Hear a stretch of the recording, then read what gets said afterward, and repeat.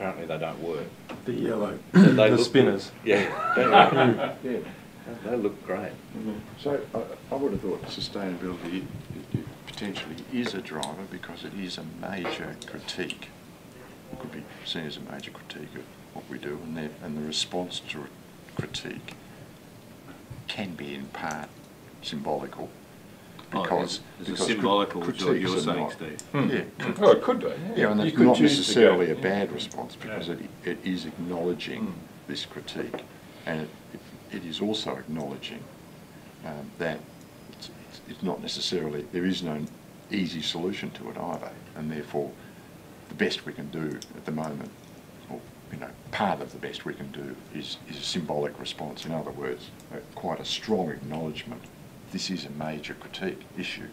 Others would take the view that it's not so much, it's a critique and we can solve it. And so the kind of outcomes would be technical and direct. One of the other things maybe is there's also this thing of how we read architecture, or how we to understand architecture within our culture.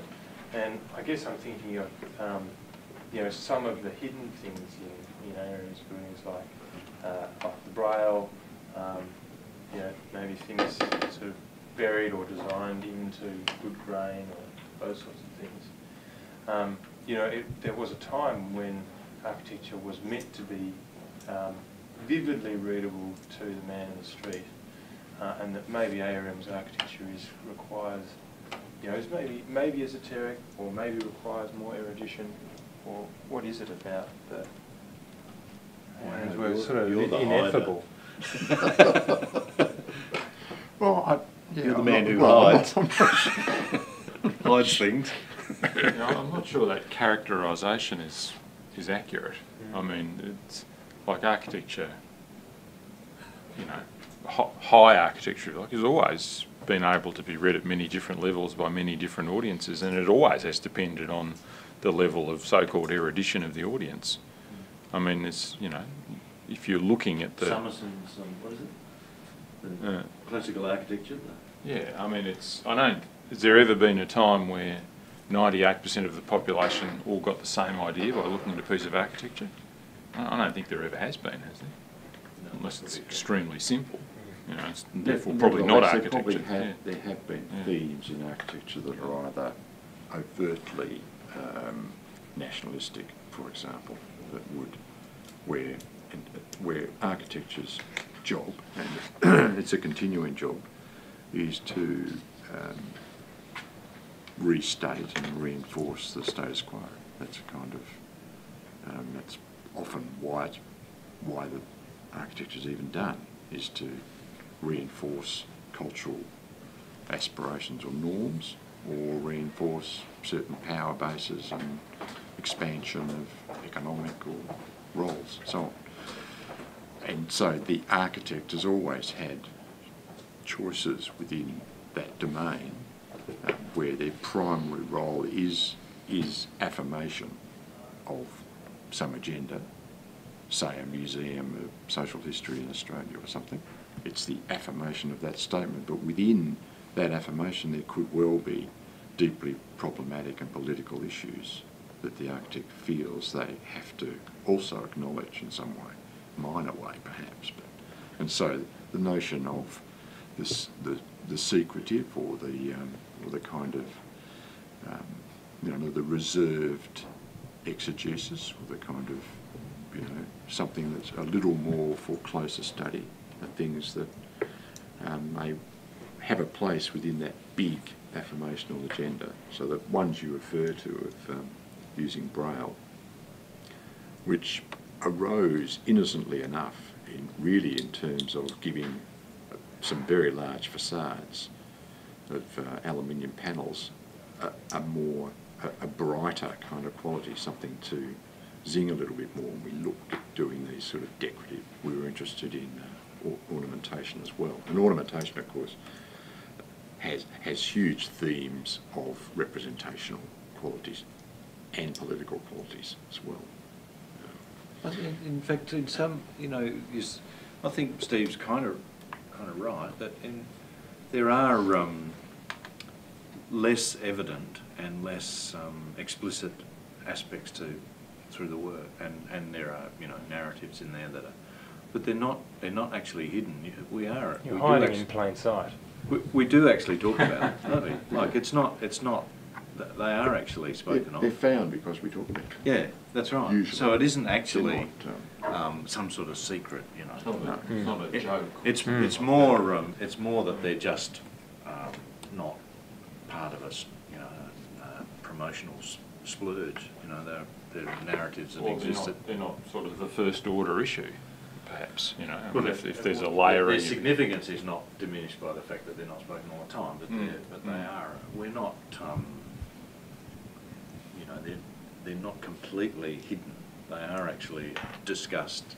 And obviously, it's all there. You can look at it. Yeah. You can make what you like out of it. And anybody who wants to research the endless or the limited number of interviews or whatever that we've done, it's there. You can find that. and the braille, of course.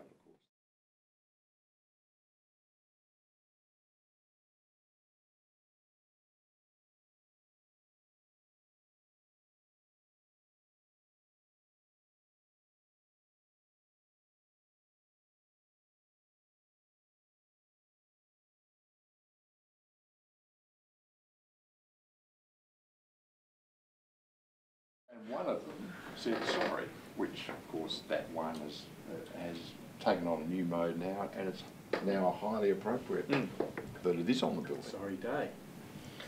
So, you know, the point about the affirmational doesn't need to deny some percentage the kind of social issue as well, even an unresolved social issue that we still have. I think as designers, we still have responsibility for at least representing these issues, concerns, legitimate issues.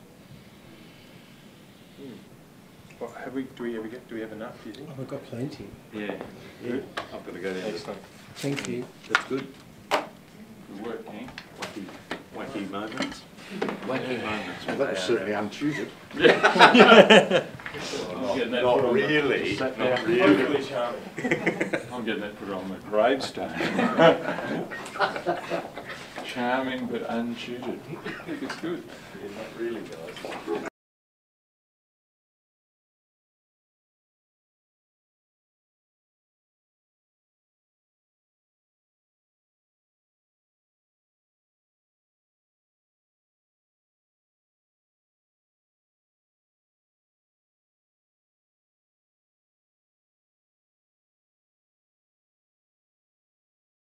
To use it. ARM, it's not for everybody. Everyone. Oh, okay. ARM, it's not for everyone. I remember this day when I came back from overseas and I went to this building called the National Museum of Australia. And I thought, I got in there and I was just thinking, this is the ugliest bloody thing I've ever seen. I was confused. I came back to Australia and worked for ARM and started, and I studied with a lot of the people who worked at ARM, and then at a certain point I realised that it was a really important relevant history. So it's sort of about local language and vernacular, which I think is quite unique, so it's kind of important. I guess that would be perception changes with yourself as well. People often ask, how do we come up with these crazy ideas that we have, and how do we get away with what we propose? And it's a lot more complex than that. We're not just trying to be outrageous. We're actually trying to be quite considered, quite conservative, and try and think of what the project really needs, which is based on a lot of research and a lot of thinking. Now I'm getting embarrassed. Okay. Do you want me to say that again? Is it funny? Yeah. Every week he just says, but it's so ugly. It's so ugly what they do. It's so ugly.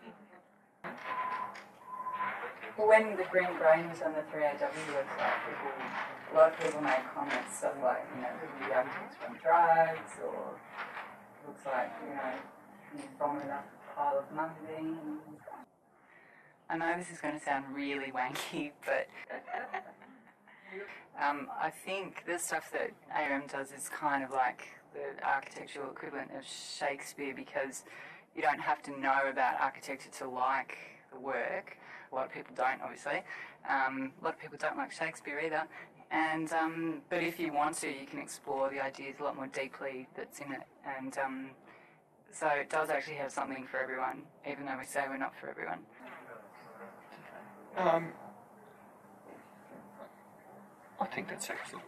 I think it's really right for the location and the type and style of the educational environment that it's in. That it is free flowing and out there in terms of ideas, and that's where educational institutions should be. I think certainly from a design point of view, I quite like Howard had a quote in the Mark magazine, which is, you know, we don't know what we're doing until we do it.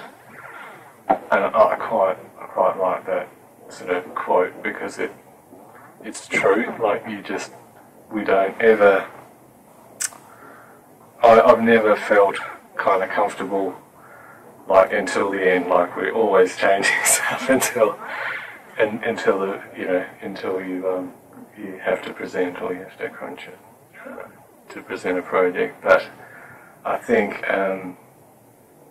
it's this sort of unknowing is quite a good, useful kind of tool in design, and it's probably the fine art of not knowing what you're doing.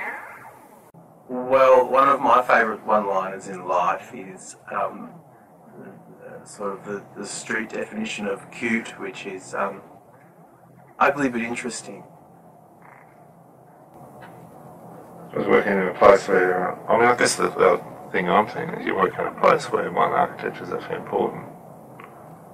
And it's kind of, it's not a place of kind of sort of genius, but a place of kind of just work. This makes architecture like possible, because you work on it. You don't kind of create it, or it doesn't spring from some godlike figure.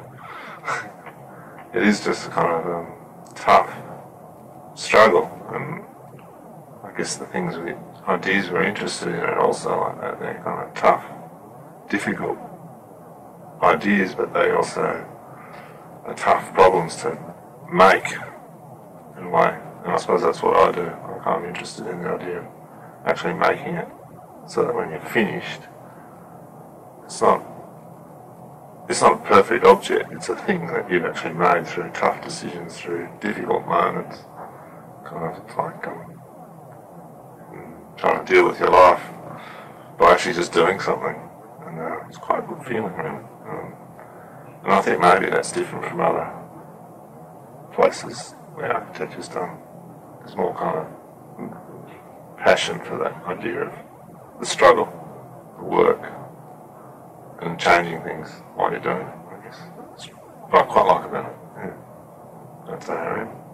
Tough place. I respect ARM's work because there's no compromise from designing to the real object. But from drawing to the building, there's no compromising. They design, they make it happen. And you don't see much company doing that. So I respect that about ARM's design. I guess every time I start talking about ARM's architecture, I end up contradicting myself. But in any case, I've recently been reading a biography of Manning Clark called An Eye for Eternity by Mark McKinnon. Anyway, Manning's kind of developed this enormous idea of cultural contestation and conflict, a sort of giant epic of aspiration and indeed to use his kind of often cliched term, fatal flaw.